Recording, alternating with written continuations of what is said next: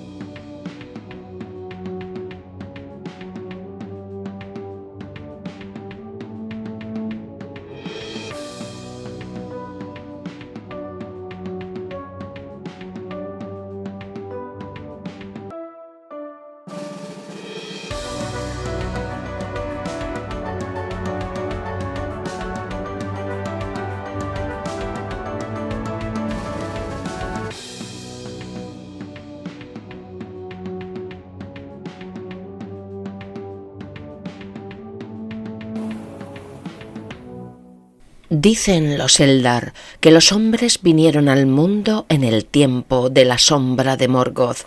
y que no tardaron en caer bajo su dominio, porque él les envió emisarios y ellos escucharon las malvadas y astutas palabras de Morgoth y veneraron la oscuridad, aunque la temían, y erraron siempre hacia el oeste, porque habían oído el rumor de que en el oeste había una luz que la sombra no podía oscurecer. Los sirvientes de Morgoth los persiguieron con odio, y los caminos que recorrían eran penosos y largos. No obstante, llegaron por fin a las tierras que dan al mar, y penetraron en Beleriand en los días de la Guerra de las Joyas. Se los llamó Edain, en la lengua sindarin, y se hicieron amigos y aliados de los Eldar, y cumplieron hazañas de gran valor en la guerra contra Morgoth.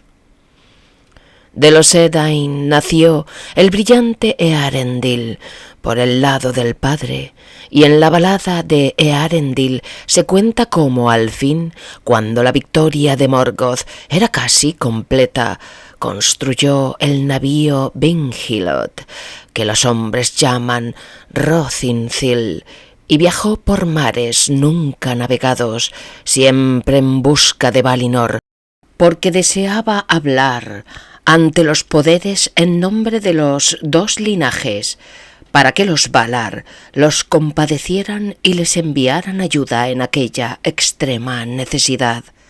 Por tanto, elfos y hombres lo llaman Eärendil el Bendito, porque cumplió su misión después de grandes trabajos y muchos peligros, y de Valinor llegó el ejército de los señores del occidente, pero Eärendil no volvió nunca a las tierras que había amado. En la gran batalla, cuando por fin Morgoth fue derrocado y Thangorodrim derribada, solo los Edain de entre las tribus de los hombres lucharon al lado de los Valar, mientras que muchas otras lucharon al lado de Morgoth. Y después de la victoria de los señores del occidente, los hombres malvados que no fueron destruidos escaparon de vuelta al este, donde muchos de esa raza erraban todavía en las tierras baldías, salvajes y proscritas, sin atender a las convocatorias de los Valar, ni tampoco a las de Morgoth. Y los hombres malvados se mezclaron con ellos y les echaron encima una sombra de miedo, y ellos los escogieron como reyes. Entonces los Valar abandonaron por un tiempo a los hombres de la Tierra Media, que no habían hecho caso de las convocatorias y que habían elegido a los amigos de Morgoth como amos. Y los hombres habitaron en la oscuridad y fueron perturbados por muchas criaturas malignas que Morgoth había concebido en los tiempos de su dominio. Demonios y dragones y bestias deformes y los orcos impuros que son una penosa imagen de los hijos de Ilúvatar. Y la suerte de los hombres fue desdichada. Pero Manwë derrocó a Morgoth y lo expulsó del mundo al vacío que hay fuera de él, y no puede volver al mundo como forma visible mientras los señores del occidente ocupen todavía el trono. Pero las semillas que había plantado germinaban y crecían dando malos frutos si alguien cuidaba de ellas, porque la voluntad de Morgoth duraba aún y guiaba a los sirvientes, impulsándolos a estorbar la voluntad de los Valar y a destruir a aquellos que la obedecían. Esto los señores del occidente lo sabían muy bien. Por tanto, cuando Morgoth hubo sido expulsado, se reunieron en consejo acerca de las edades que se sucederían luego. A los Eldar les permitieron volver a Occidente, y los que habían escuchado las convocatorias vivieron en la isla de Eresea. Y hay en esa tierra un puerto que se llama Avaloné, porque de todas las ciudades es la que está más próxima a Valinor. Y la torre de Avaloné es lo primero que divisa el marinero cuando por fin se acerca a las tierras imperecederas por sobre las leguas del mar. A los padres de los hombres de las tres casas fieles también se les concedieron ricas recompensas. Eonwë fue entre ellos y los instruyó, y se les dio sabiduría y poder, y una vida más larga que la de ningún otro mortal. Se hizo una tierra para que los Edain vivieran en ella, y que no era parte de la Tierra Media ni de Valinor, ni tampoco estaba separada de ellas por el ancho mar, pero estaba más cerca de Valinor. Fue levantada por Osé de las profundidades del agua inmensa, y fue fortalecida por Aulé y enriquecida por Yavanna. Y los Eldar llevaron allí flores y fuentes de Tol Eressëa. A esa tierra los Valar llamaron Andor, la tierra del Don, y la estrella de Earendil brilló en el occidente como señal de que todo estaba pronto, y como guía en el mar, y los hombres se maravillaron al ver la llama plateada en los caminos del sol. Entonces los Edain se hicieron a la vela sobre las aguas profundas, detrás de la estrella, y los Valar pusieron paz en el mar por muchos días, y mandaron que el sol brillara, y enviaron vientos favorables, de modo que las aguas resplandecieron ante los ojos de los Edain como ondas cristalinas, y la espuma volaba como la nieve entre los mástiles de los barcos. Pero tanto brillaba Rothinthil que aún por la mañana los hombres podían ver cómo resplandecía en el occidente, y brillaba solitario en las noches sin nubes, porque nada podían las estrellas a su lado. Y navegando hacia él, al cabo de múltiples leguas de mar, los Edain llegaron a la vista de la tierra que les estaba preparada, Andor, la tierra del Don, que resplandecía de vapores dorados. Entonces abandonaron el mar y se encontraron en un campo hermoso y fructífero, y se alegraron, y llamaron a esa tierra Helenna, que significa hacia las estrellas, pero también Anadue, que significa promontorio del occidente, Númenoré, en alto Eldarín. Este fue el principio del pueblo, que en la lengua de los elfos grises se llama Dúnedain, los númeroneanos, reyes entre los hombres. Pero no escaparon por ello al destino de muerte que Ilúvatar había impuesto a toda la humanidad, y todavía eran mortales, aunque de años más prolongados, y no conocían la enfermedad hasta que la sombra caía sobre ellos. Por tanto se volvieron sabios y gloriosos, y en todo más semejantes a los primeros nacidos que ninguna otra de las tribus de los hombres, y eran altos, más altos que el más alto de los hijos de la Tierra Media, y la luz que tenían en los ojos recordaba la luz de las estrellas refulgentes. Pero crecieron lentamente en número, porque, aunque les nacían hijas e hijos más bellos que sus progenitores, los vástagos eran escasos. Antaño la ciudad principal y puerto de Númenor estaba en la costa occidental y se llamaba Andúnie porque miraba al sol poniente, pero en medio de la tierra había una montaña alta y escarpada y se llamaba Menel Tarmá, el pilar del cielo, y sobre ella había una plaza elevada y abierta que estaba consagrada a Eru Ilúvatar. Y en la tierra de los númenoreanos no había ningún otro templo ni santuario. Al pie de la montaña se levantaban las tumbas de los reyes, y muy cerca, sobre una colina, estaba Armenelos, la más hermosa de las ciudades, y allí había una torre y una ciudadela construidas por Elros, hijo de Earendil, a quien los Valar designaron como primer rey de los Dúnedain. Ahora bien, Elros y su hermano Elrond descendían de las tres casas de los Edain, pero en parte también de los Eldar y los Maiar, porque Idril de Gondolin y Lúthien, hija de Melian, fueron sus antepasadas. Los Valar, por cierto, no podían quitar el don de la muerte que les ha sido dado a los hombres por Ilúvatar,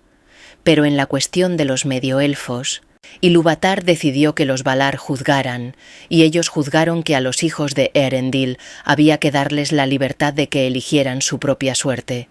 Y Elrond eligió permanecer con los primeros nacidos, y a él se le concedió la vida de los primeros nacidos. Pero a Elros, que eligió ser un rey de hombres, se le otorgó una vida muy prolongada, mucho más que la de los hombres de la Tierra Media, y el linaje entero, los reyes y los señores de la casa real, tuvieron una larga vida, aun en relación con lo que era la norma para los númenoreanos. Pero Elros vivió 500 años y gobernó a los númenoreanos durante 404 años. Así transcurrieron los años, y mientras la Tierra Media retrocedía y la luz y la sabiduría menguaban, los Dúnedain vivían bajo la protección de los Valar y unidos en amistad con los Eldar, y crecían en altura, tanto de mente como de cuerpo. Porque aunque este pueblo todavía hablaba su propio idioma, los reyes y señores conocían y hablaban también la lengua élfica, fuera con los de Eresea o con los del oeste de la Tierra Media.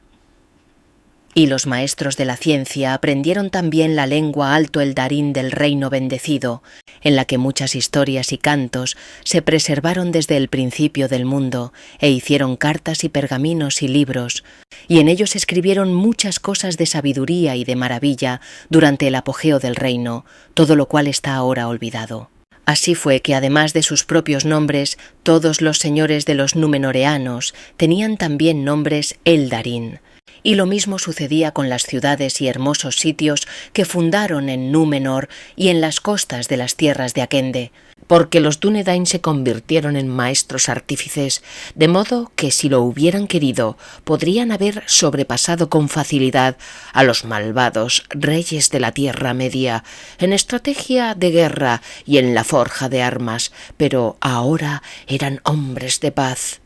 Por sobre todas las artes, prefirieron la fabricación de barcos y la marinería, y se convirtieron en marineros como no volverán a verse desde que el mundo quedó menguado. y viajar por el ancho mar fue la hazaña y la aventura principal de esos nombres atrevidos en los galanos días en que aún eran jóvenes. Pero los señores de Valinor les ordenaron que no perdiesen de vista las costas de Númenor si viajaban hacia el oeste, y durante mucho tiempo los Dúnedain estuvieron contentos porque no comprendían del todo la finalidad de esta prohibición. Pero el designio de Manwë que era que los númeroneanos no tuvieran la tentación de buscar el reino bendecido, ni intentaran sobrepasar los límites de su propia beatitud, y se enamoraran de la inmortalidad de los Valar y de los Eldar y las tierras en las que todo perdura. Porque en aquellos días Valinor estaba aún en el mundo visible e Ilúvatar permitía que los Valar tuvieran en la tierra una residencia segura, un monumento a lo que podría haber sido si Morgoth no hubiera arrojado una sombra sobre el mundo. Esto lo sabían perfectamente los númeroneanos, y en ocasiones cuando el aire estaba claro y el sol en el este, miraban y avistaban allá lejos al oeste el blanco resplandor de una ciudad en una costa distante, y un gran puerto y una torre, porque en aquellos días los númeroneanos tenían la vista aguda. Aun así, sólo los de ojos más penetrantes podían contemplar esta visión desde el Meneltarmá o desde algún barco de alta arboladura que hubiera ido tan lejos hacia el oeste como les estaba permitido, porque no se atrevían a desobedecer la prohibición de los señores del occidente. Pero los más sabios de ellos sabían que esa tierra distante no era en verdad el reino bendecido de Valinor, sino Avaloné, el puerto de los Eldar de Eressëa, el extremo oriental de las tierras imperecederas. Y desde allí venían a veces los primeros nacidos a Númenor en barcas sin remos, tan blancas como aves que volaran desde el sol poniente, y llevaban a Númenor muchos regalos, aves cantoras y flores fragantes y hierbas de gran virtud, y transportaron un vástago de Celeborn, el árbol blanco que crecía en medio de Eressëa, y era a su vez vástago de Galacilion, el árbol de Tuna, la imagen del Telperion que Yavanna dio a los Eldar en el reino bendecido. Y el árbol creció y floreció en los patios del rey, en Armenelos. Nimloth se llamó, y las flores se abrían al atardecer, y una fragancia llenaba las sombras de la noche. Fue así que a causa de la prohibición de los Valar, los Dúnedain de aquellos días navegaban siempre hacia el este y no hacia el oeste, desde la oscuridad del norte hacia los calores del sur, y más allá del sur hasta las oscuridades bajas. Y se internaban aún en el mar interior y viajaban alrededor de la Tierra Media, y atisbaban desde las elevadas proas las puertas de la mañana en el este. Y los Dúnedain llegaban a veces a las costas de las grandes tierras y se compadecían del mundo abandonado de la Tierra Media. Y los señores de Númenor pusieron pie otra vez en las costas occidentales en los años oscuros de los hombres, y sin embargo, ninguno se atrevía a resistirse. Porque la mayor parte de los hombres de esa época se habían vuelto débiles y temerosos. Y estando entre ellos, los númenoreanos les enseñaron muchas cosas. Grano y vino les llevaron e instruyeron a los hombres en la siembra y molienda de la semilla, en el corte de la leña y la talla de la piedra, y en el ordenamiento de la vida tal como tenía que ser en tierras de muerte rápida y dicha escasa. Entonces los hombres de la Tierra Media encontraron consuelo, y aquí y allí, en las costas occidentales, los bosques deshabitados retrocedieron, y los hombres se sacudieron el yugo de los vástagos de Morgoth, y olvidaron el terror a las tinieblas, y reverenciaron la memoria de los altos reyes del mar, y cuando hubieron partido, los llamaron dioses con la esperanza de que regresaran, porque por aquel tiempo Los númenoreanos nunca se demoraban mucho en la Tierra Media, ni edificaban allí habitación propia. Por fuerza tenían que navegar hacia el este, pero sus corazones se volvían siempre hacia el oeste. Ahora bien, este anhelo crecía con los años, y los númenoreanos empezaron a mirar con deseo la ciudad inmortal que asomaba a la distancia, y el sueño de una vida perdurable para escapar de la muerte y del fin de las delicias se fortaleció en ellos, y a medida que crecían en poder y en gloria, estaban más intranquilos. Porque aunque los Valar habían recompensado a los Dúnedain con una larga vida, no podían quitarles la fatiga del mundo que sobreviene al fin, y morían, aun los reyes de la simiente de Eärendil, y tenían una vida breve ante los ojos de los Eldar. Así fue que una sombra cayó sobre ellos, en la que tal vez obrara la voluntad de Morgoth, que todavía se movía en el mundo. Y los númenoreanos empezaron a murmurar en secreto al principio, y luego con palabras manifiestas en contra del destino de los hombres y sobre todo contra la prohibición que les impedía navegar hacia el occidente.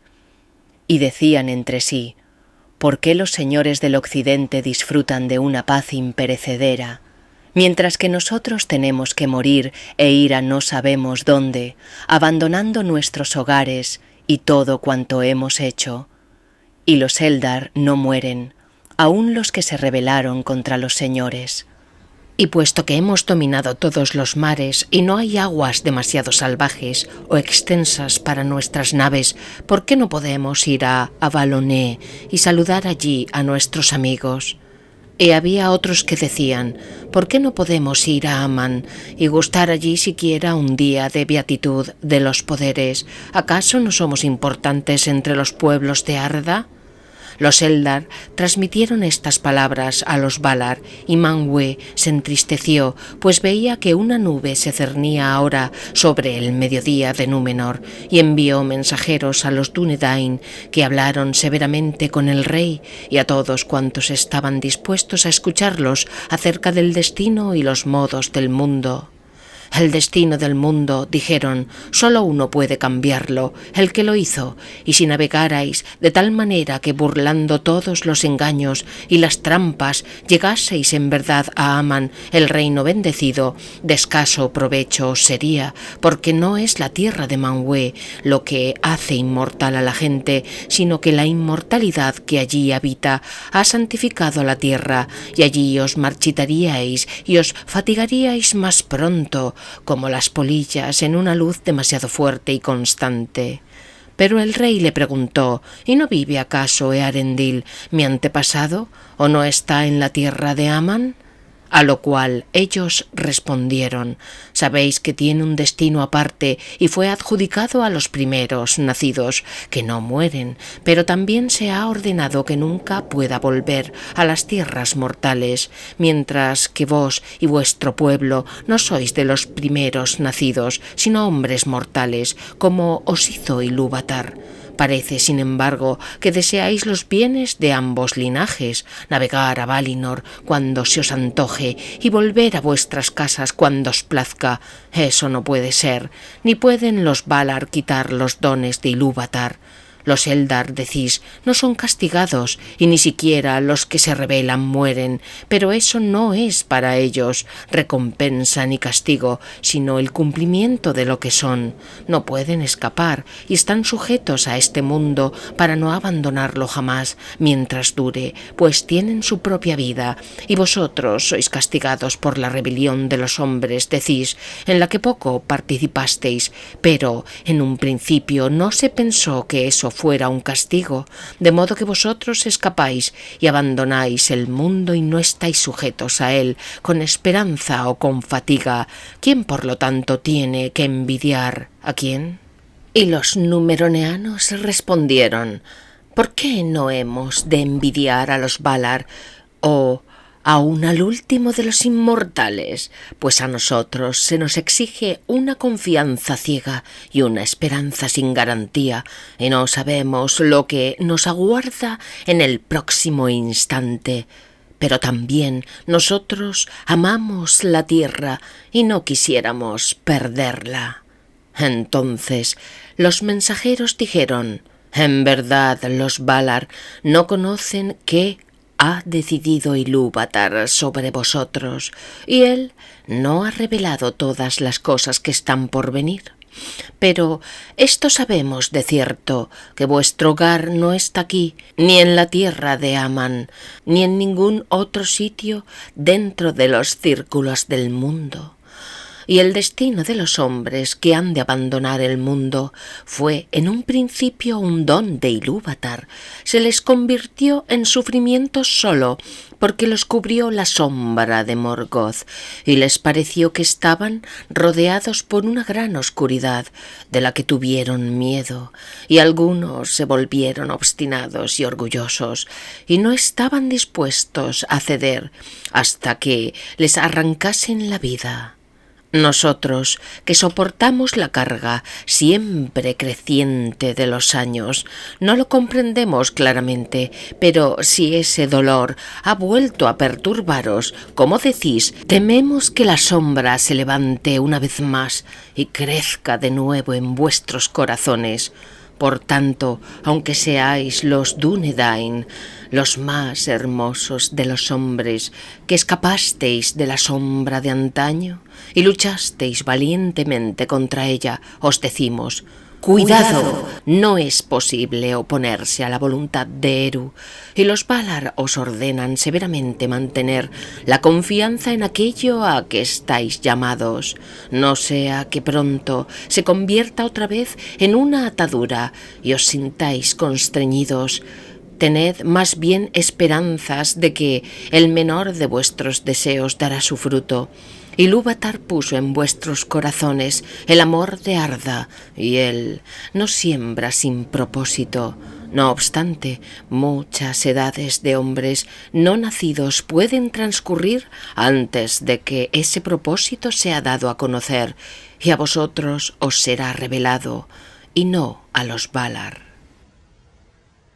Estas cosas sucedieron en los días de Tar-Ziyatan, el constructor de barcos, y de Tar-Atanamir, su hijo, y eran hombres de mucho orgullo y codiciosos, e impusieron tributo a los hombres de la Tierra Media, tomando ahora antes que dando. Fue a Tar-Atanamir al que hablaron los mensajeros, y era el 13º rey, y en sus días el reino de Númenor tenía más de 2000 años, y había alcanzado el cenit de la bienaventuranza, si no todavía el del poder. Pero a Tanamir le disgustó el consejo de los mensajeros y le hizo poco caso, y la mayor parte del pueblo lo imitó porque deseaban escapar a la muerte mientras aún estaban con vida, sin dejar nada a la esperanza. Y Atanamir vivió hasta muy avanzada edad, aferrándose a la existencia más allá del fin de toda alegría,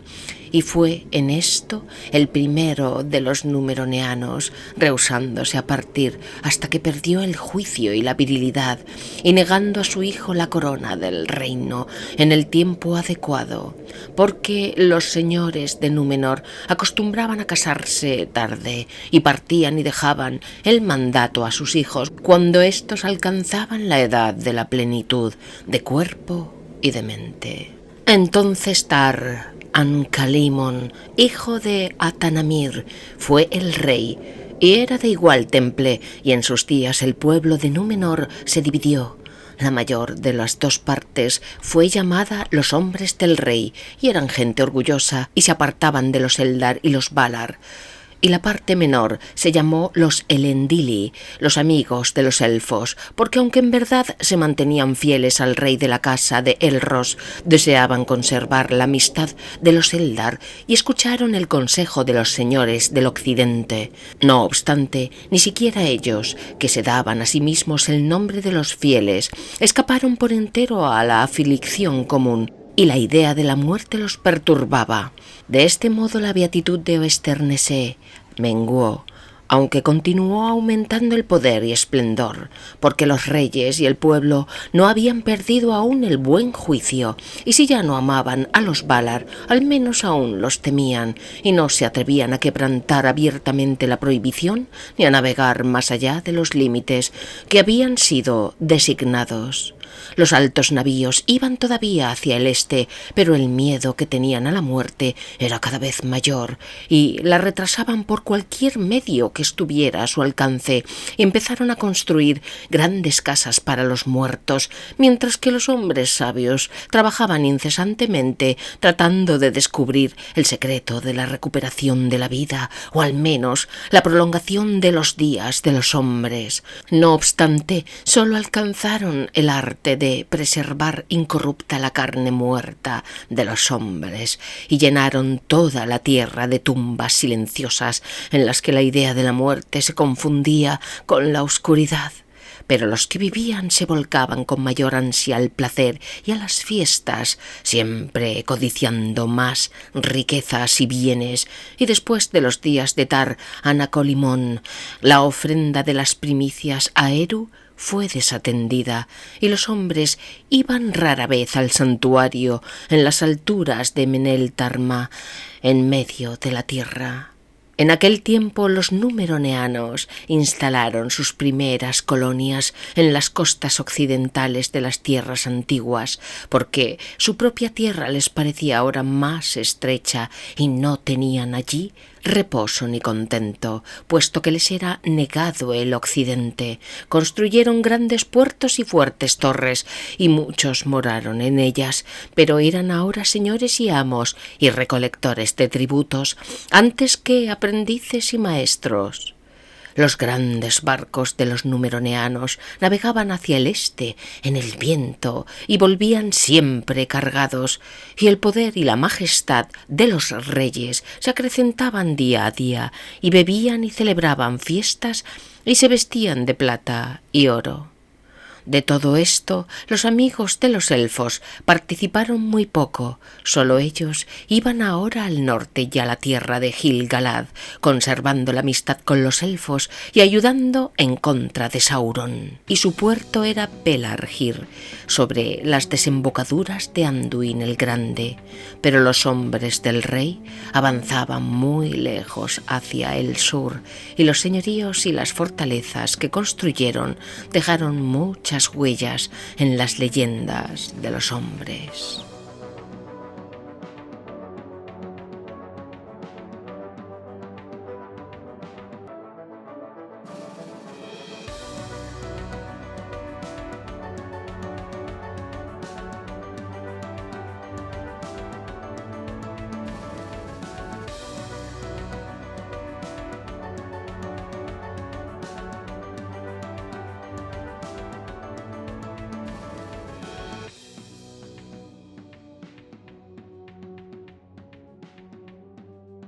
En esta edad, como se dice en otra parte, Sauron se levantó de nuevo en la Tierra Media y creció y regresó al mal en que Morgoth lo había criado,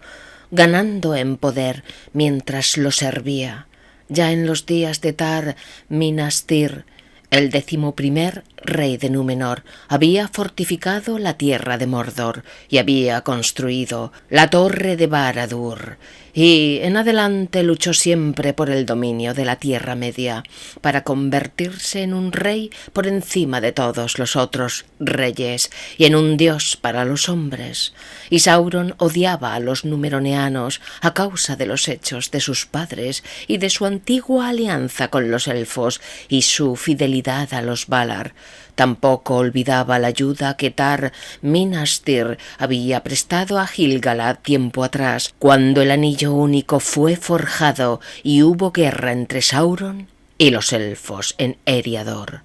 Ahora se enteró de que el poder y el esplendor de los reyes de Númenor había aumentado y los odió todavía más, y tuvo miedo de que invadieran sus territorios y le arrebataran el dominio del este, pero por largo tiempo no se atrevió a desafiar a los señores del mar y se retiró de las costas.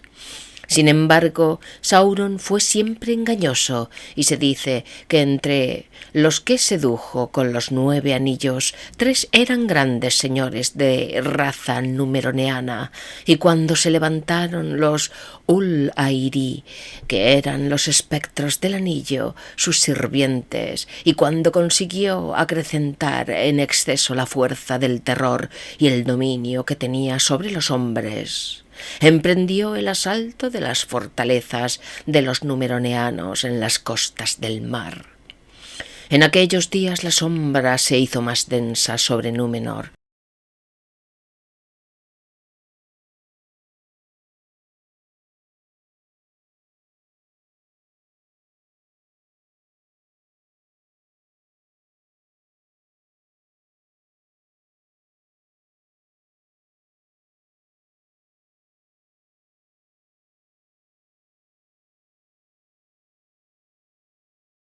Y la vida de los reyes de la casa de Elros empezaron a menguar, pero tanto más se les endureció el corazón en contra de los Valar, y el 19º rey recibió el cetro de sus padres y ascendió al trono con el nombre de Adu-Nakor, señor del occidente, y abandonó las lenguas élficas y prohibió que se emplearan delante de él. No obstante, en el pergamino de los reyes el nombre de Eru-Numen se inscribió en alto élfico por causa de una antigua costumbre que los reyes nunca quebrantaban del todo, temiendo que ocurriera algún daño. Ahora bien, este título les pareció a los fieles demasiado orgulloso, pues era el título de los Valar, y sus corazones fueron duramente puestos a prueba entre la lealtad a la casa de Elros y la reverencia debida a los poderes. Pero pasaría algo aún peor, porque Ar-Gimilthor, el 22º rey, fue el más grande enemigo de los fieles. En sus días el árbol blanco fue desatendido y empezó a declinar, y Ar-Gimilthor prohibió por completo el empleo de las lenguas élficas y castigaba a quienes daban la bienvenida a los barcos de Eresea, que aún llegaban en secreto a las costas occidentales. Ahora bien, los Elendi vivían principalmente en las regiones occidentales de Númenor, pero Ar-Gimilthor ordenó a todos los que pudo descubrir de esa partida que abandonaran el oeste y fueran al este de la tierra, y allí eran vigilados, y de este modo la principal morada de los fieles en días posteriores estaban cerca de Rom-Menna. Desde allí muchos navegaron a la Tierra Media en busca de las costas septentrionales donde aún podían hablar con los Eldar en el reino de Gil-galad. Esto fue sabido por los reyes, pero no lo estorbaron, en tanto que los Elendili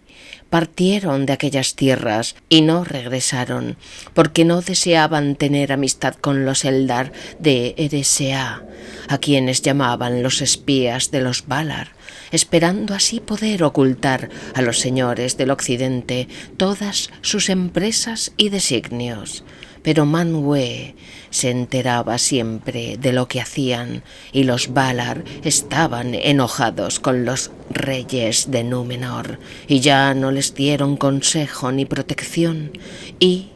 los barcos de Eresea no volvieron nunca del poniente, y los puertos de Anundie quedaron abandonados.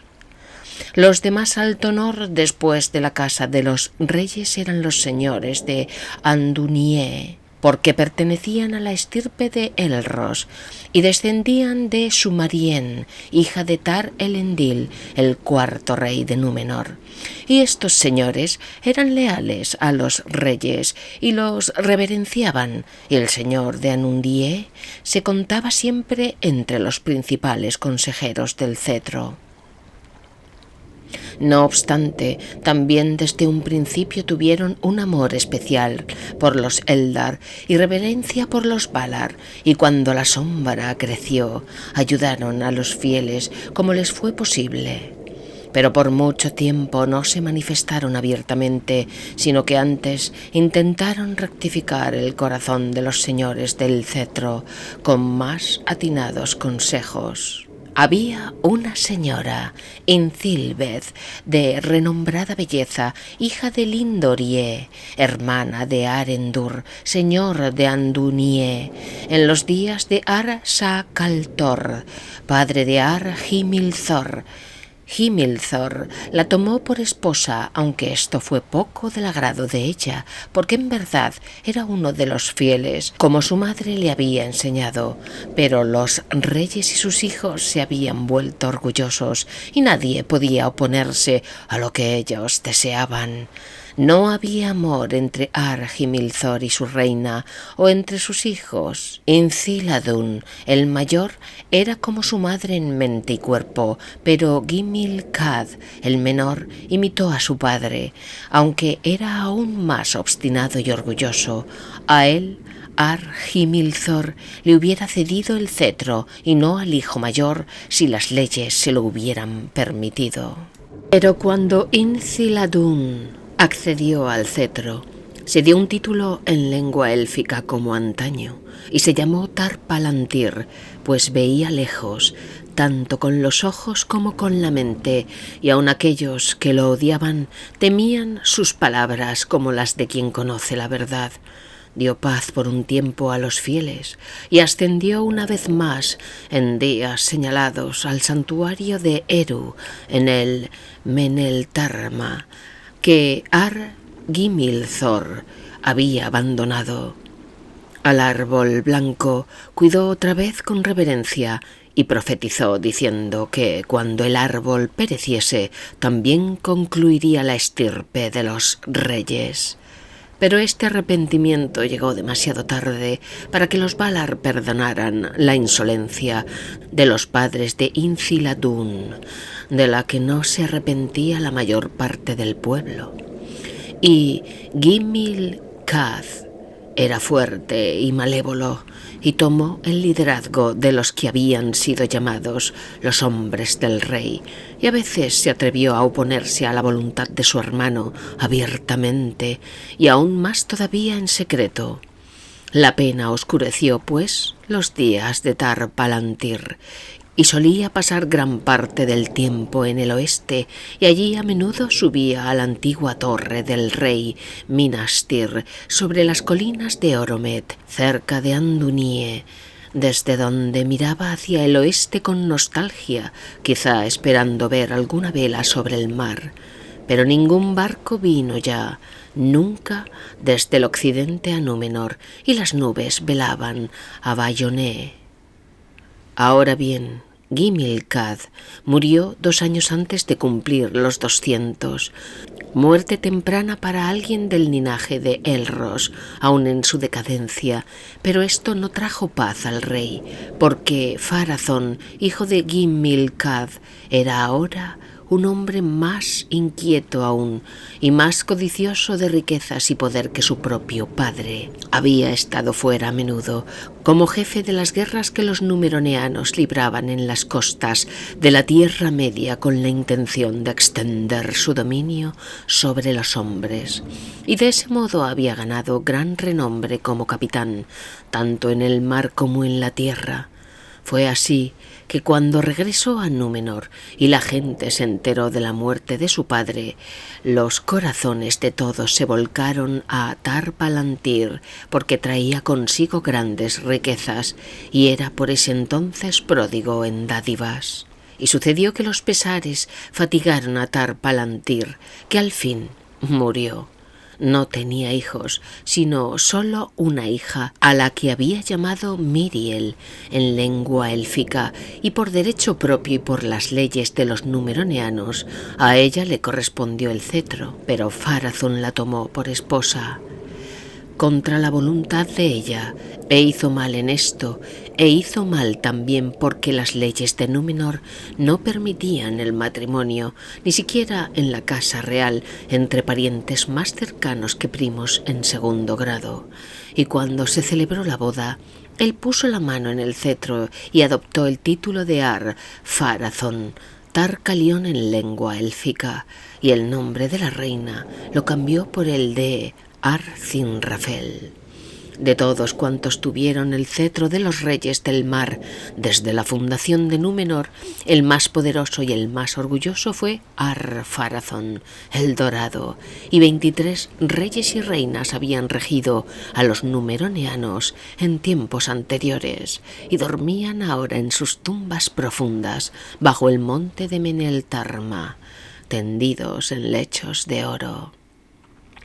Y sentado en el trono tallado de la ciudad de Armenelos, en el apogeo de su poder, Ar-Pharazôn se hacía sombrías reflexiones pensando en la guerra, porque se había enterado en la Tierra Media de la fuerza del reino de Sauron y de cómo odiaba a Oesternes. Y acudieron a él capitanes del mar y de la tierra, que regresaban del este, y le informaron que Sauron había puesto en marcha un ejército y que ya acosaba las ciudades de las costas, y había adoptado ahora el título de rey de los hombres, y se disponía a arrojar a los numeroneanos al mar y a destruir Númenor, si le era posible. Grande fue la ira de Ar-Pharazôn al oír estas nuevas, y mientras meditaba largamente en secreto, se le encendió en el corazón un deseo ilimitado de poder y de que no hubiera otra voluntad que la suya,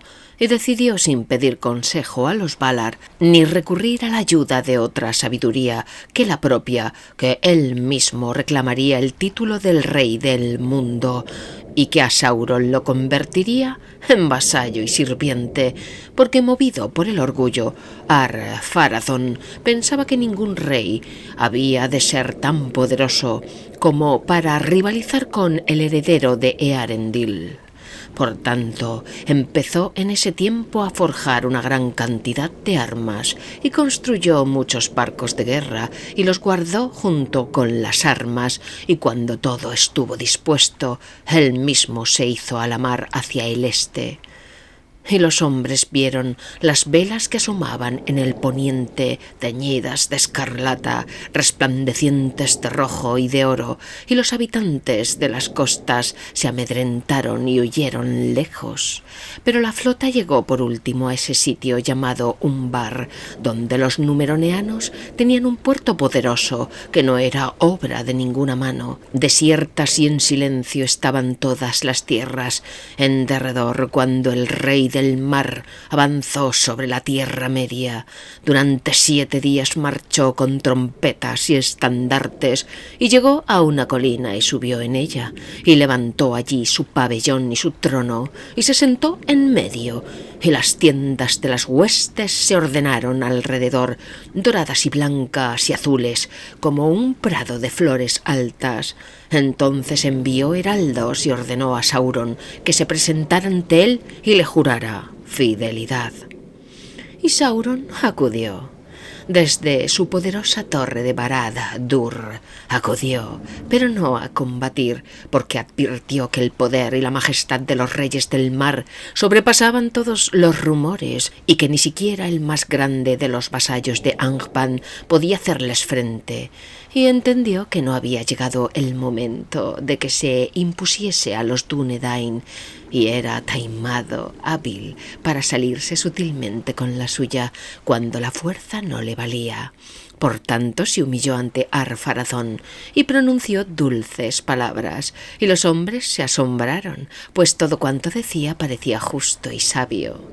Pero Ar-Pharazôn no se dejó engañar, y se le ocurrió que para asegurarse mejor la fidelidad de Sauron tenía que llevarlo a Númenor, y que allí viviera como rehén de sí mismo y de todos sus sirvientes en la Tierra Media. A esto consintió Sauron como quien está obligado, pero en secreto, sintiéndose complacido, pues era en verdad lo que deseaba. Y Sauron cruzó el mar y contempló la tierra de Númenor y la ciudad de Armenelos en sus días de gloria, y quedó perplejo, pero en lo íntimo del corazón la envidia y el odio le crecieron todavía más. Sin embargo, tan astuto era de mente y de palabra, tan firmes sus propósitos ocultos, que antes de que hubieran pasado 3 días ya compartía con el rey designios secretos, pues tenía siempre en la lengua palabras dulces como la miel y conocía muchas cosas que aún no habían sido reveladas a los hombres. Y al advertir el trato que el rey le dispensaba, todos los consejeros empezaron a lisonjearlo, excepto uno, Amandil, señor de Andunier. Entonces lentamente un cambio sobrevino en la tierra, y en el corazón de los amigos de los elfos hubo una gran perturbación, y muchos huyeron de miedo, y aunque quienes se quedaron se daban todavía el nombre de fieles, sus enemigos los llamaron rebeldes, porque ahora que Sauron tenía cerca los oídos de los hombres, contradecía con muchos argumentos todo lo que habían enseñado los Valar, e hizo que los hombres pensaran que en el mundo, en el este y aún también en el oeste, había muchos mares y muchas tierras no conquistadas aún, en las que abundaban las riquezas. Y si llegaban por fin al extremo de esas tierras, encontrarían más allá la antigua oscuridad. Y de ella se hizo el mundo, porque sólo la oscuridad es digna de veneración, y el Señor Oscuro puede hacer otros mundos todavía, como dones para aquellos que lo sirven, de modo que el acrecentamiento de su poder no tendrá fin. Al-Pharazôn preguntó: ¿quién es el Señor Oscuro? Entonces, tras las puertas cerradas, Sauron le habló al rey y mintió diciendo: es aquel cuyo nombre no se pronuncia, porque los Valar os han engañado, proponiendo el nombre de Eru, un fantasma concebido en la locura de sus corazones, con el fin de encadenar a los hombres y obligarlos a que los sirvan, porque ellos mismos son el oráculo de Eru, que sólo habla cuando ellos quieren, pero el verdadero Señor prevalecerá y os liberará de este fantasma, y su nombre es Melkor, Señor de todos, dador de la libertad, y él os hará más fuertes todavía que ellos. Entonces Ar-Pharazôn se volcó a la veneración de la oscuridad y de Melkor, el Señor Oscuro, en secreto al principio, pero abiertamente y delante de todos poco después, y la mayoría del pueblo lo siguió. No obstante, quedaba aún un resto de fieles, como se dijo, en Rómena y en el país cercano, y otros había aquí y allá en la tierra. El principal de ellos, al que acudieron en busca de conducción y coraje en los malos días, era Amandil, consejero del rey, y también su hijo Elendil, padre de Isildur y Anarion, jóvenes por entonces de acuerdo con las cuentas de Númenor. Amandil y Elendil eran grandes capitanes de navío y pertenecían al linaje de Elrostar, Miniantur, pero no a la casa regente que heredaba la corona y el trono en la ciudad de Armenelos. En los días en que ambos eran jóvenes, Amandil le había sido caro a Pharazôn, y aunque se contaba entre los amigos de los elfos, permaneció en el consejo del rey hasta la llegada de Sauron. Entonces fue destituido, pues Sauron lo odiaba más que a ningún otro en Númenor, pero era tan noble y había sido un capitán de mar tan poderoso que todavía lo honraban muchos del pueblo, y ni el rey ni Sauron se atrevían a ponerle las manos encima. Por tanto, Amandil se retiró a Rómena, y a todos aquellos que parecían manifestarse fieles los convocó junto a él en secreto, porque temía que el mal creciera ahora deprisa y que los amigos de los elfos estuviesen en peligro. Y así sucedió muy pronto, porque Meneltarma estaba totalmente desierto en aquellos días, y aunque ni siquiera Sauron se atrevía a mancillar el elevado sitio, el rey no permitía que hombre alguno bajo pena de muerte ascendiera a él, ni siquiera aquellos de entre los fieles que aún veneraban a Ilúvatar. Y Sauron instó al rey a que cortara el árbol blanco, Nimloth el Bello, que crecía en el patio de la corte, porque estaba allí en recuerdo de los Eldar y de la luz de Valinor. En un principio el rey no consintió, pues creía que la fortuna de la casa estaba ligada al árbol, como lo había dicho Tar-Palantir. Así se daba la locura de quien odiaba a los Eldar y a los Valar, se apegara en vano a la vieja lealtad de Númenor. Pero cuando Amandil se enteró de los malos propósitos de Sauron, el corazón se le apenó, pues sabía que al final Sauron se saldría con la suya. Entonces habló con Elendil y con los hijos de Elendil, recordándoles la historia de los árboles de Valinor. E Isildur no dijo palabra, pero salió por la noche y llevó a cabo la hazaña por la que más tarde tuvo renombre, porque fue disfrazado a Armenelos y a los patios del rey, que estaban ahora prohibidos a los fieles, y se acercó al sitio del árbol, que estaba prohibido a todos por orden de Sauron, y unos guardias vigilaban el árbol de noche y de día. En ese tiempo Nimloth se había oscurecido y no lucía flores, pues el invierno se acercaba, e Isildur pasó entre los guardianes y tomó un fruto del árbol y se volvió para marcharse, pero los guardianes despertaron y se le echaron encima, e Isildur se abrió camino luchando y fue herido muchas veces y escapó, y como estaba disfrazado no llegó a saberse quién había puesto las manos en el árbol. Pero Isildur llegó por fin a duras penas a Rómena y dejó el fruto en manos de Amandil antes de que las fuerzas le faltaran. Luego el fruto se plantó en secreto y fue bendecido por Amandil, y un vástago salió de él y brotó en la primavera. Pero cuando se abrió la primera hoja, Isildur, que había yacido mucho tiempo próximo a la muerte, se incorporó y las heridas no lo atormentaron más. No se hizo esto demasiado pronto, porque después del ataque el rey cedió ante Sauron y derribó el árbol blanco, y se apartó entonces por entero de la fidelidad de sus padres. Pero Sauron logró que se levantara un poderoso templo en la colina en medio de la ciudad de los Númeroneanos, Armenelos la Dorada, y tenía forma de círculo en la base con un diámetro de 500 pies, y allí las paredes eran de 50 pies de espesor y se alzaban del suelo 500 pies y estaban coronadas por una gran cúpula, y esa cúpula estaba techada de plata y resplandecía el sol, de modo que la luz se divisaba desde lejos. Pero pronto la luz se oscureció y la plata se ennegreció, porque había un altar de fuego en medio del templo y con una espesa humareda. Y el primer fuego sobre el altar lo encendió Sauron con leñas de Nimloth, y éstas crepitaron y se consumieron, pero el humo que salió asombró a los hombres, y una nube cubrió la tierra durante 7 días, hasta que lentamente se trasladó hacia el oeste.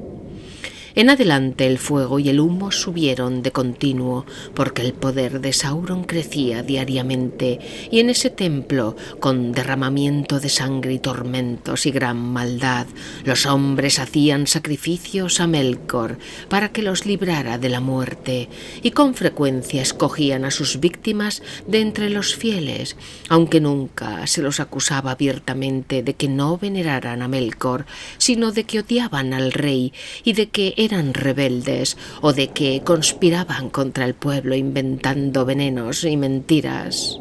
Estos cargos eran casi siempre falsos, no obstante fueron días amargos aquellos, y el odio engendraba más odio. Pero sin embargo la muerte no abandonaba la tierra, por el contrario, llegaba más pronto y con mayor frecuencia y en múltiples y espantosos atuendos, porque antes los hombres envejecían lentamente y por último se acostaban como para dormir, cansados del trajín de los días, pero ahora en cambio eran asaltados por la enfermedad y la locura, y no obstante tenían miedo de morir y de salir a la oscuridad. El reino del Señor que habían adoptado, y en su agonía se maldecían a sí mismos. Y entonces los hombres se alzaban en armas y se daban muerte unos a otros por una nadería, porque se habían vuelto más rápidos para la cólera, y Sauron y los que él había sometido iban por la tierra oponiendo a los hombres entre ellos, de modo que el pueblo empezó a murmurar contra el rey y los señores, o contra cualquiera que tuviera algo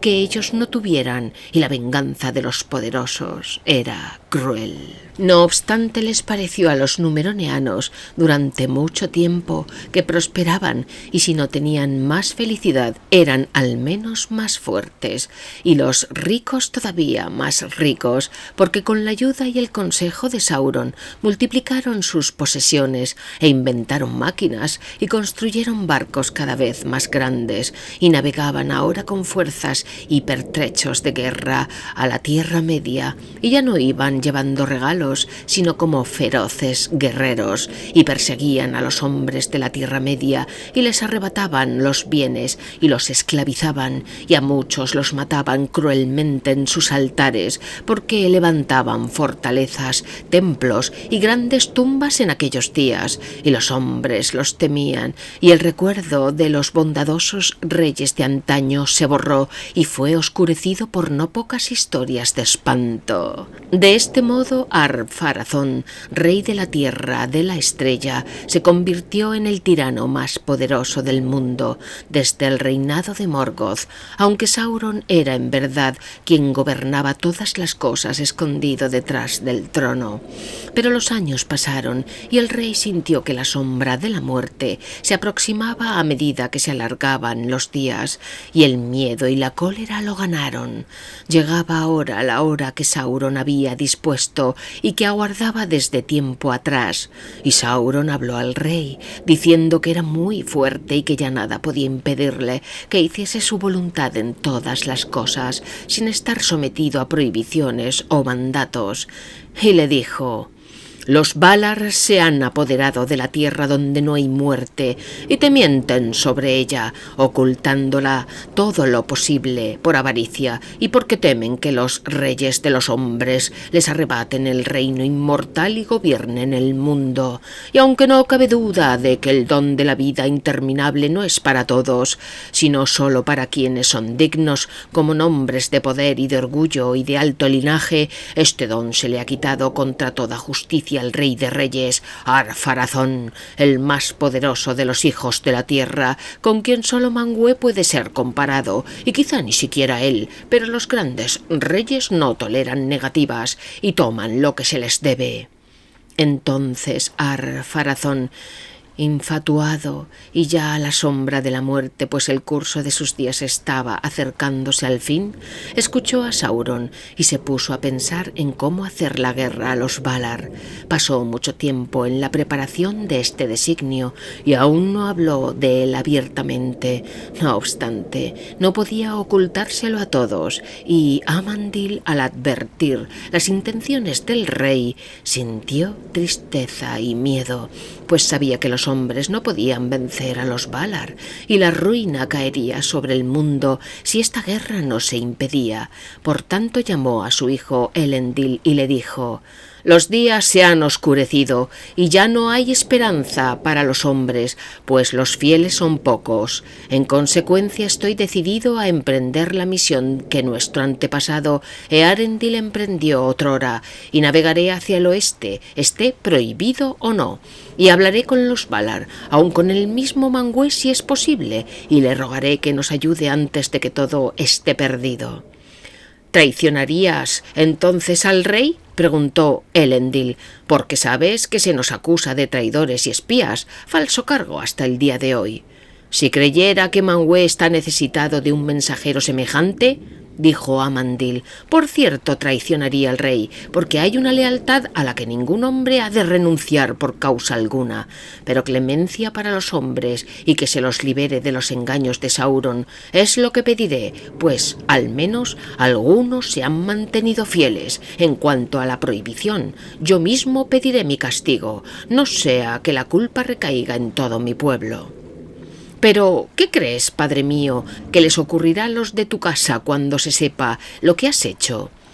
No ha de saberse, dijo Amandil. Prepararé mi partida en secreto y me haré a la mar hacia el este, a donde los barcos parten todos los días desde nuestros puertos, y ya allí, cuando el viento y la suerte lo permitan, volveré por el norte o por el sur hacia el oeste y buscaré lo que pueda encontrar. Pero a ti y a los tuyos, hijo mío, os aconsejo que preparéis otros barcos y pongáis a bordo todas aquellas cosas de las que vuestros corazones no puedan apartarse, y cuando los barcos estén prontos os reuniréis en el puerto de Rómena y diréis a los hombres en el momento oportuno que os proponéis seguirme hacia el este. Amandil ya no es tan caro a nuestro pariente en el trono como para lamentarse si intentamos partir, por una temporada o para siempre, pero que no advierta que intentas llevar contigo un número crecido de hombres, o empezará a preocuparse a causa de la guerra que está planeando,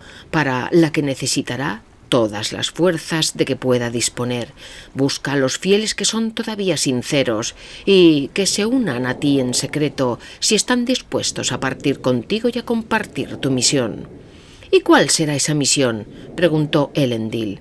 No os mezcléis en la guerra y vigilad, respondió Amandil. No diré más hasta que regrese, pero es muy probable que huyáis de la tierra de la estrella sin estrella que os guíe, porque esa tierra está mancillada. Entonces perderéis todo lo que habéis amado y conoceréis la muerte en vida, mientras buscáis una tierra de exilio en otro sitio. Si en el este o en el oeste, solo los Valar lo saben. Entonces Amandil se despidió de todos los de su casa como quien va a morir. «¿Por qué?», dijo. «Es muy posible que no volváis a verme y que no os envíe una señal como la que Earendil nos envió hace mucho tiempo, pero manteneos alertas, pues el fin del mundo conocido se aproxima». Se dice que Amandil se hizo a la mar por la noche en una pequeña embarcación y fue hacia el este y luego dio media vuelta y navegó hacia el oeste y llevó consigo a 3 sirvientes muy queridos, y nunca hubo noticia ni señal de ellos en este mundo, ni cuento ni conjetura sobre la suerte que corrieron. Los hombres no podían ser salvados una segunda vez por una embajada semejante, y era difícil que hubiera absolución para la traición de Númenor. Pero Elendil hizo lo que su padre le había mandado, y sus barcos ocuparon la costa oriental de la tierra, y los fieles embarcaron a las esposas y a los hijos, y una gran cantidad de bienes, y había entre ellos objetos bellos y poderosos, obra de los numeroneanos, en tiempos de sabiduría, vasijas y joyas, y rollos de ciencia escrita en escarlata y negro, y también 7 piedras, regalo de los Eldar, pero en el barco de Isildur se guardaba el árbol joven, el retoño de Nimloth el bello, y Elendil estuvo siempre alerta y no se mezcló en las malas acciones de aquellos días, y sin cesar aguardaba una señal que no llegaba. Entonces navegó en secreto a las costas occidentales y escrutaba el mar, dominado por el dolor y la nostalgia, pues tenía gran amor por su padre, pero nada veía salvo las flotas de Ar-Pharazôn que se agrupaban en los puertos del oeste. Ahora bien, antaño en la isla de Númenor el tiempo cambiaba de acuerdo siempre con las necesidades y el agrado de los hombres. Lluvia en la estación oportuna y en la medida justa, y un sol resplandeciente, ora cálido, ora no tanto, y vientos desde el mar. Y cuando el viento venía del oeste, a muchos les parecía que traía una fragancia efímera pero dulce, que estremecía el corazón, como la de las flores que lucen lucen para siempre en prados imperecederos y que no tienen nombre en las costas mortales. Pero todo esto había cambiado, porque el cielo mismo se había oscurecido y había tormentas de lluvia y granizo en aquellos días, y vientos huracanados, y de vez en cuando una gran nave de los numeroneanos naufragaba y no volvía a puerto, aunque semejante desgracia no les había ocurrido hasta entonces desde el levantamiento de la estrella. Y al atardecer venía a veces del oeste una gran nube que parecía un águila, con los extremos de las alas extendidas hacia el norte y el sur, y asomaba lentamente ocultando la puesta de sol, y entonces Númenor se sumía en la más negra de las noches, y algunas de las águilas llevaban relámpagos bajo las alas, y el trueno resonaba entre el mar y las nubes.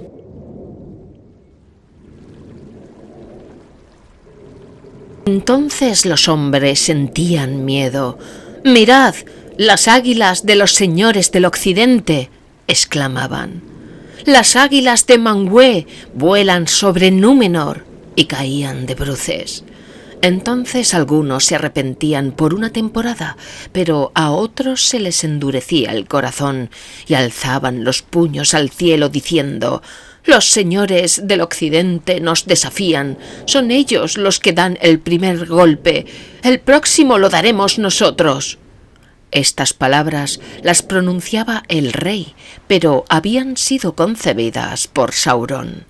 Pues bien, los relámpagos se hicieron cada vez más fuertes y mataban a los hombres en las colinas y en los campos y en las calles de la ciudad, y un rayo ardiente cayó sobre la cúpula del templo y lo partió y la coronó de llamas. Pero el templo mismo quedó intacto, y erguido sobre la cúpula, Sauron desafió al rayo, y el rayo no lo hirió, y entonces los hombres lo llamaron Dios, e hicieron todo lo que él quería. Fue así que apenas prestaron atención al último portento, porque la tierra se estremeció, y un rugido como de trueno subterráneo se mezcló con los bramidos del mar, y salió humo de la cima de Meneltarma. Y Ar-Pharazôn se apresuró a preparar sus armamentos. En ese tiempo, las flotas de los numeroneanos oscurecieron el mar hacia el occidente de la tierra y parecían un archipiélago de 1000 islas. Los mástiles eran como un bosque sobre las montañas y las velas como una nube amenazadora, y los estandartes eran negros y dorados, y todas las cosas aguardaban en el mundo de Ar-Pharazôn. Y Sauron se retiró al círculo central del templo, y los hombres le llevaban víctimas para ser quemadas.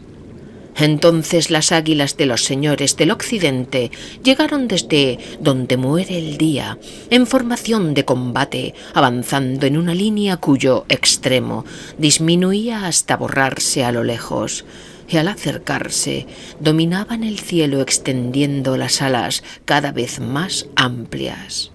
Pero el occidente ardía rojo detrás, y ellas resplandecían por debajo, como si estuvieran inflamadas por una llama de ira que iluminaba toda Númenor, como si fuera un incendio. Y los hombres miraban las caras de alrededor, y les parecía que estaban rojas de cólera. Entonces Ar-Pharazôn se hizo a la mar con su poderosa barca, al Carondas, castillo del mar. Tenía muchos remos y muchos mástiles dorados y amarillos, y sobre ella estaba montado el trono, y Ar-Pharazôn se puso el traje de ceremonia y la corona, y mandó que izaran el estandarte, y dio la señal de levar anclas, y en ese momento las trompetas de Númenor cubrieron el sonido del trueno.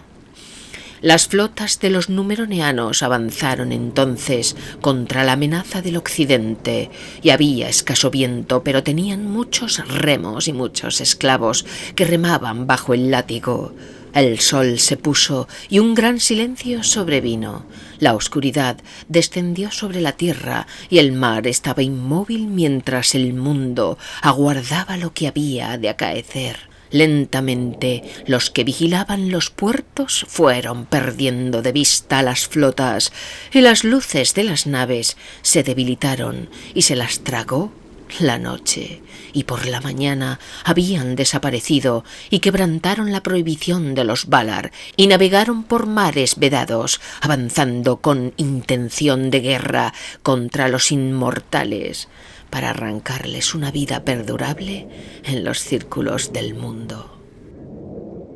Pero las flotas de Ar-Pharazôn llegaron de alta mar y rodearon a Valonné y toda la isla de Eresea, y los Eldar se lamentaron porque la nube de los Númenóreanos cubrió la luz del sol poniente, y por último Ar-Pharazôn llegó al reino bendecido de Aman y las costas de Valinor, y todo estaba todavía en silencio,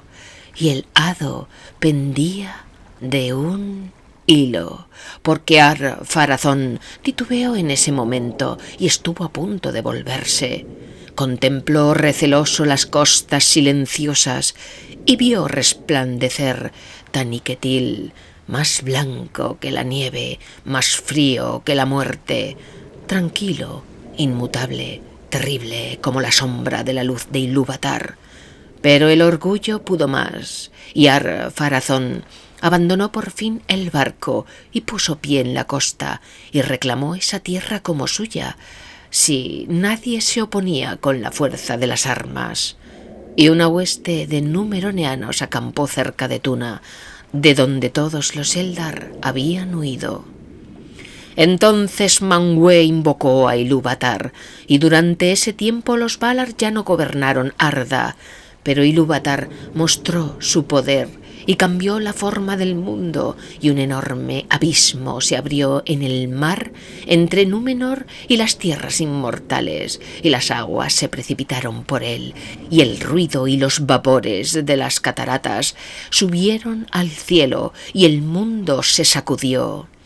Y todas las flotas de los Númenóreanos se hundieron en la sima y se ahogaron y fueron tragados para siempre. Pero Ar-Pharazôn el rey y los guerreros mortales que habían desembarcado en la tierra de Aman quedaron sepultados bajo un derrumbe de colinas. Se dice que allí yacen en las cavernas de los olvidados y que allí estarán hasta la última batalla del día del juicio. Pero las tierras de Aman y Eresea de los Eldar fueron retiradas y llevadas para siempre más allá del alcance de los hombres, y Andor, la tierra del Don, Númenor de los reyes, Helena de la estrella de Aerendil, fue destruida por completo,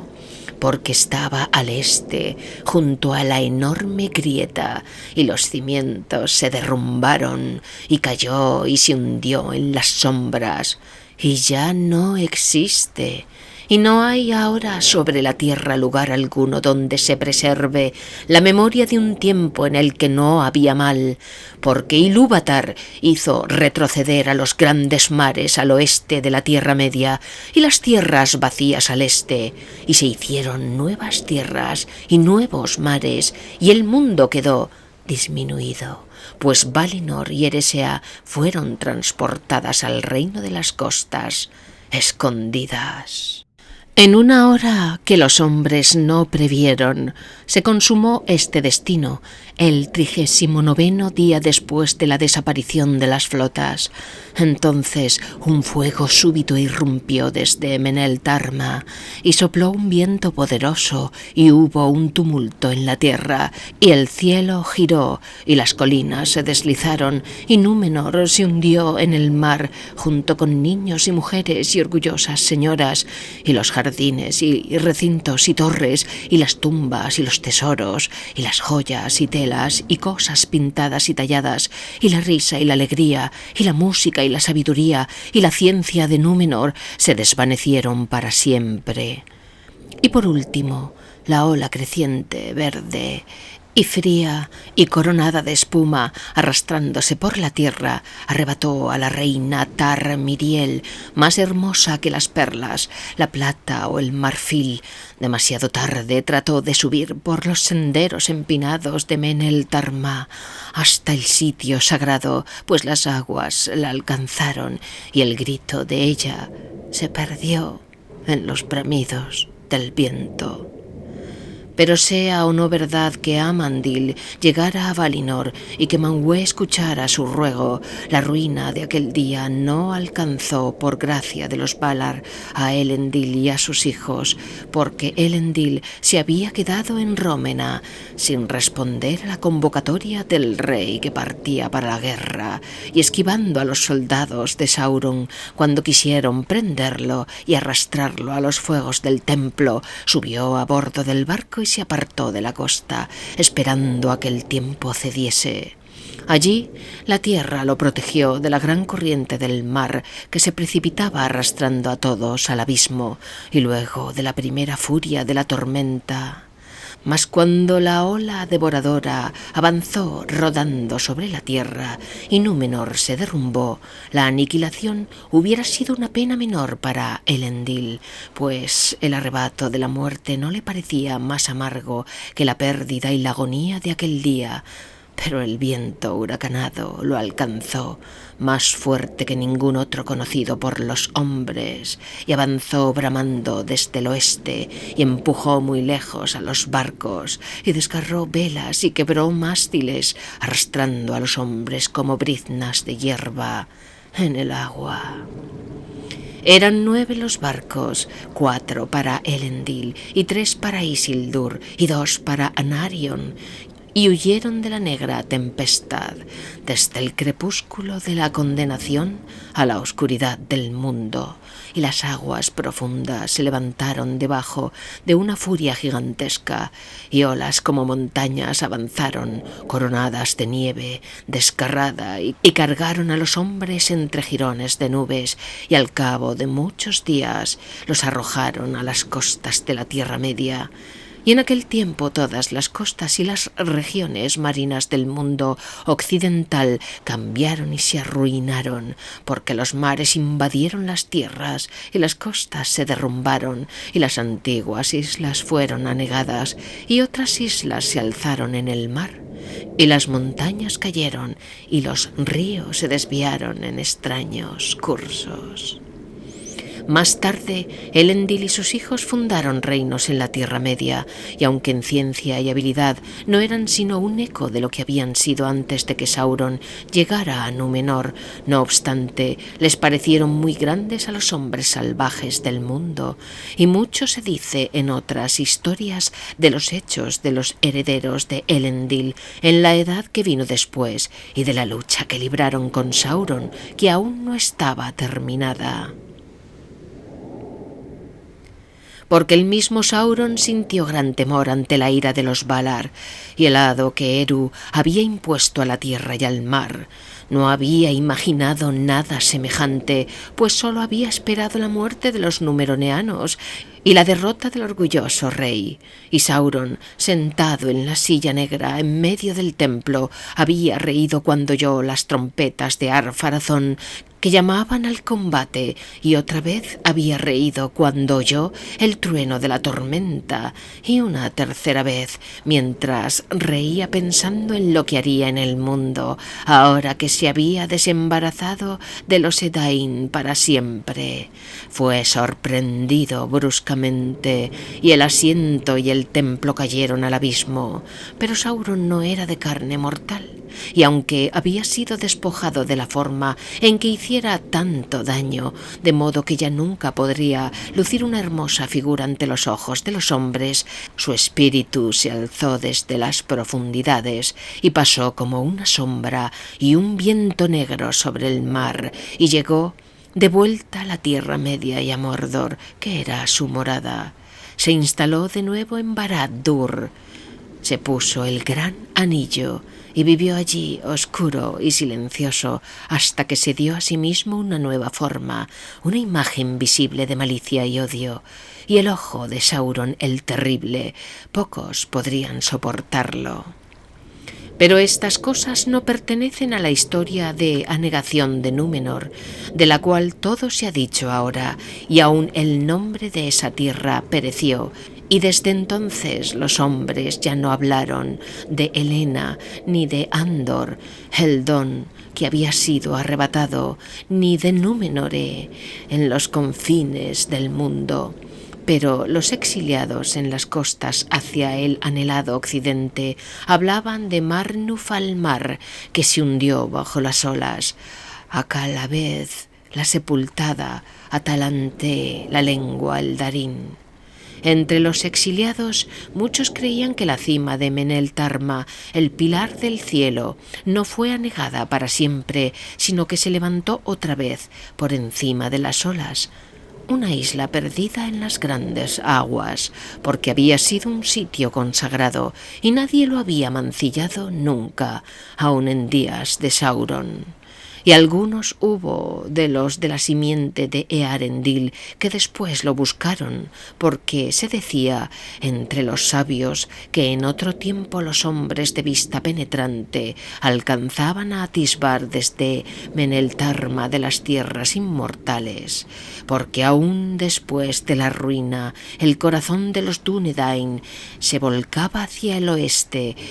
y aunque en verdad sabían que el mundo había cambiado, decían: Avaloné ha desaparecido de la faz de la tierra, y la tierra de Aman ha sido arrebatada, y nadie puede encontrarlas en este mundo de oscuridad. No obstante, una vez fueron y por tanto todavía son, plenamente y en la forma cabal del mundo, tal como fue concebido por vez primera. Porque los Dúnedain sostenían que aun los hombres mortales, si se los bendecía, podrían ver otros tiempos que el de la vida de los cuerpos, y anhelaban siempre escapar de las sombras del exilio y contemplar de algún modo la luz que no muere, porque el dolor del pensamiento de la muerte los había perseguido por sobre los abismos del mar.